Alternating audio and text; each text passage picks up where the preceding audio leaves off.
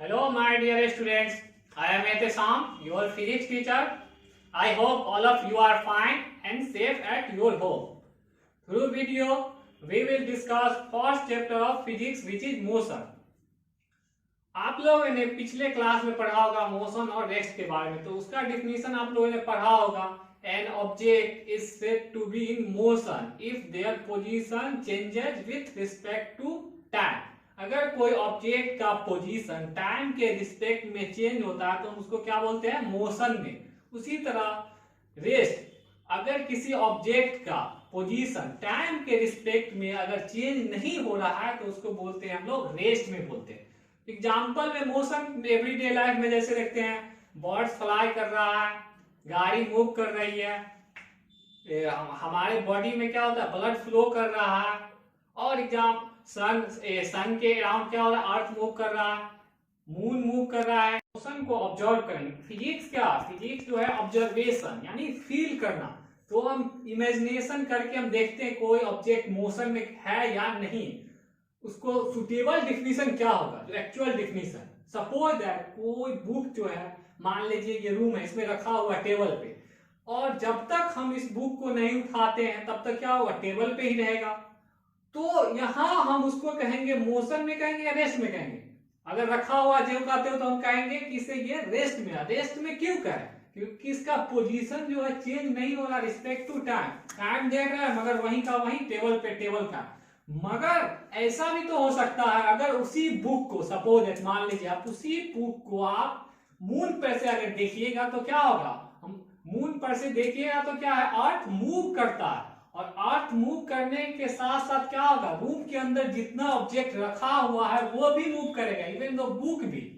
तो यहाँ एक केस में ऑब्जर्व करते हैं, नीचे से हम लोग रूम के अंदर से देखते हैं तो क्या है, वॉल के रिस्पेक्ट में, रूम के फैन के रिस्पेक्ट में क्या है, वो रेस्ट में है. मगर वही ऑब्जर्वर अगर मून पे जाके देख ऑब्जर्व कर रहा है तो क्या होगा, नीचे बुक जो रखा हुआ है वो मोशन में. तो इससे क्या हुआ, हमको डिफिनीशन जो है इसमें जो हम अभी तक पढ़े हैं उसमें थोड़ा सा इंप्रूव करेंगे. ठीक है, देखते हैं एग्जांपल से हमको क्या समझ में आया कि कोई भी ऑब्जेक्ट अगर मोशन में है तो उसको डायरेक्ट एविडेंस से हम देख सकते हैं वो मोशन में है या इनडायरेक्ट से. डायरेक्ट ऑब्जर्व कर सकते हैं या इनडायरेक्ट वे में. सपोज दैट आप मान लीजिए डायरेक्ट एविडेंस, हवा मोशन में है या नहीं है, वहां तो हम ऑब्जर्व करेंगे नहीं उसका पोजीशन चेंज हो रहा है या नहीं हो रहा है. तो हम कैसे पता करते हैं, इनडायरेक्ट वे में पता करते हैं. अगर पेड़ का पत्ती डोल रहा है, हिल रहा है, तो हम समझते हैं क्या, हवा मूव कर रही है, नहीं तो हम कहते हैं हवा रुकी हुई है. उसी तरह से सनसेट जो होता है या दिन रात होता है उसका क्या काउज है, या सनसेट या सनराइज का क्या काउज है, क्योंकि उसका मेन काउज है जो अर्थ जो है मूव करता है. और मूव करने के कारण ही जैसे जैसे मूव करता है उसी के कारण दिन और रात होता है. ठीक है, उसी के कारण सीजन भी चेंज होता है. ठीक है, तो इस तरह से मोशन को दो तरीके से प्रिजर्व मतलब ऑब्जर्व, प्रिजर्व कर मतलब प्रिसीव कर सकते हैं, समझ सकते हैं. तो दो तरीके से समझ सकते हैं, पहला या तो डायरेक्ट तरीके से और इनडायरेक्ट वे. एक और एग्जांपल हम लोग देखते हैं, जो कोई ऑब्जेक्ट क्या होगा, किसी दूसरे ऑब्जेक्ट के लिए स्टेशनरी रहेगा और किसी दूसरे ऑब्जेक्ट के लिए मोशन में. स्टेशनरी मींस रुका हुआ. सपोज दैट आप लोग ट्रेन में बैठे हुए, तो आप अपने ट्रेन में जो पैसेंजर आपके बोगी में जो बैठा हुआ उसके रिस्पेक्ट में क्या होगा, आप लोग का पोजीशन चेंज नहीं होता, आप लोग कहेंगे हम लोग रेस्ट में. मगर क्या है, ट्रेन तो मूव कर रहा.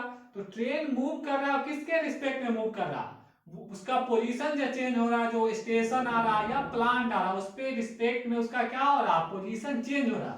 या फिर बाहर से कोई ऑब्जर्वर स्टेशन पे खड़ा होकर देख रहा है तो उसके रिस्पेक्ट में वो क्या हो रहा है, या स्टेशन के रिस्पेक्ट में ट्रेन मूव कर रहा. तो इससे क्या पता लगता है कि कोई ऑब्जेक्ट किसी दूसरे ऑब्जेक्ट के लिए मोशन में हो सकता है, वही ऑब्जेक्ट उसी दूसरे ऑब्जेक्ट के लिए रेस्ट में हो सकता है. इट मींस क्या, नथिंग इज रेस्ट और नथिंग इन मोशन.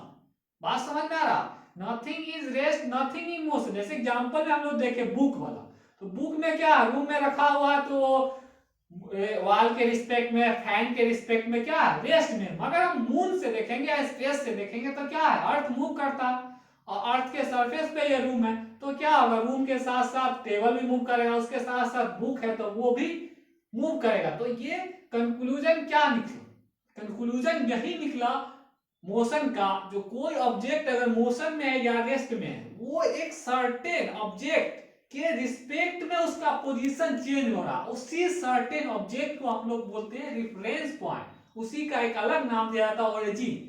क्योंकि सिंपल सी बात है, हम लोग जो डिफिनीशन पढ़े, कोई बॉडी रेस्ट में या मोशन में पढ़े ना, if an object are said to be in motion if their position change with respect to time. तो पोजीशन किसी ऑब्जेक्ट का पोजीशन लोकेट करने के लिए हमको क्या होना चाहिए, क्या प्राप्त होना चाहिए। मान लीजिए आपको कहे पोजीशन लोकेट करना है एवरग्रीन एकेडमी का, और मान लीजिए कोई एवरग्रीन एकेडमी का पोजीशन लोकेट करना, तो आप किस तरह कर सकते हैं, ये कर सकते हैं या तो अम्बेडकर का चौक से 100 मीटर की दूरी पे है, या 100 मीटर साउथ में है इस तरह, या कहीं अलग से अगर हम बोले, मान लीजिए हम हॉस्पिटल, मान लीजिए अस्पताल के पास है, तो वहां से लोकेट करेंगे, तो कैसे करेंगे, कितना दूरी पे है। तो किसी ऑब्जेक्ट को लोकेट, किसी ऑब्जेक्ट का पोजीशन करने के लिए हमको एक सर्टेन रेफरेंस ऑफ पॉइंट की जरूरत होती है, उसी को हम लोग ओरिजिन भी कहते हैं। तो मोशन का जो डिफिनीशन, यही एक्चुअल जो डिफिनीशन जो होगा, कोई ऑब्जेक्ट मोशन में है या रेस्ट में है, उसका पोजीशन टाइम के रिस्पेक्ट में तो चेंज हो ही रहा, उसके सर्टेन एक रेफरेंस पॉइंट कह सकते हैं, या रेफरेंस फ्रेम या ओरिजिन के रिस्पेक्ट में उसका पोजीशन चेंज हो रहा है, तो हम बोलेंगे वो मोशन में है। और नहीं चेंज हो रहा है तो रेस्ट में। जैसे सिंपल से एग्जांपल बुक वाला देखे रूम में, तो वॉल के रिस्पेक्ट मेरा फ्रेम हो गया वॉल के रिस्पेक्ट में बुक टेबल पे रखा हुआ था, टेबल पे है, तो वॉल के रिस्पेक्ट में क्या है, वो रेस्ट में है। फिर फैन के रिस्पेक्ट में वो वहीं पे के वहीं पे है, तो रेस्ट में। मगर जब ऊपर से ऑब्जर्व करेगा, मून पर से जो ऑब्जर्व करेगा, तो क्या होगा, वो उसके रिस्पेक्ट में क्या हो जाएगा, क्योंकि अर्थ मूव कर रहा है, तो उसके रिस्पेक्ट में वो क्या होगा, मोशन में होगा। तो हम उम्मीद करते हैं आप लोग समझ गए होंगे कि मोशन का कॉन्सेप्ट, कब मोशन में कहेंगे, कब रेस्ट में। इसीलिए मोशन एंड रेस्ट को कहा जाता है रिलेटिव, दोनों एक दूसरे से रिलेटेड है। किसी भी ऑब्जेक्ट को हम डायरेक्ट मोशन में कोई डायरेक्ट नहीं कर सकते, मोशन है या रेस्ट, ये डिपेंड करता है किसके रेफरेंस में उसका पोजीशन चेंज हो रहा है। सिंपल से एग्जांपल हम लोग देखें, ट्रेन में क्या, ट्रेन कहते हैं ट्रेन मूव कर रहा है, तो क्या होता है, लगता है क्या हमको, पेड़ पौधा क्या हो रहा है, जैसे ट्रेन आगे बढ़ता है तो क्या लगता है हमको, फील करते हैं जो पेड़ पौधा जितना है या स्टेशन है मूव कर रहा है, हम लोग क्या कहते हैं, मतलब मान लो पटना जा रहा है या दिल्ली जा रहा है, तो क्या कहेंगे, पटना चली गई, अब ये अगला स्टेशन आने वाला है, वो चली गई। इस मीन क्या, वो मोशन में करेंगे, तो उसका पोजीशन चेंज हो रहा है हम लोग के रिस्पेक्ट में, तो वो स्टेशन पीछे, मतलब वो चला गया, अगला क्या आएगा। तो यही कॉन्सेप्ट ऑफ मोशन का कॉन्सेप्ट यही है। फर्स्ट चैप्टर में हम लोग को पढ़ना है मोशन, और मोशन में भी हमको पढ़ना है स्ट्रेट लाइन में। स्ट्रेट लाइन में मतलब डिफरेंट टाइप से हो सकते हैं, मोशन हो सकते हैं स्ट्रेट लाइन में मूव कर सकता है कोई ऑब्जेक्ट, कोई सर्कुलर पाथ में, कोई रोटेशनल। तो हमको स्पेशली जब रिक्टेलिनियर मोशन के बारे में पढ़ना, जो कि स्ट्रेट लाइन में मूव करता, और हमको थोड़ा सा सर्कुलर मोशन के बारे में इस चैप्टर में। रिक्टेलिनियर मोशन को हम लोग पढ़ेंगे, ग्राफ से भी समझेंगे, उसका इक्वेशन क्या है उससे भी समझेंगे।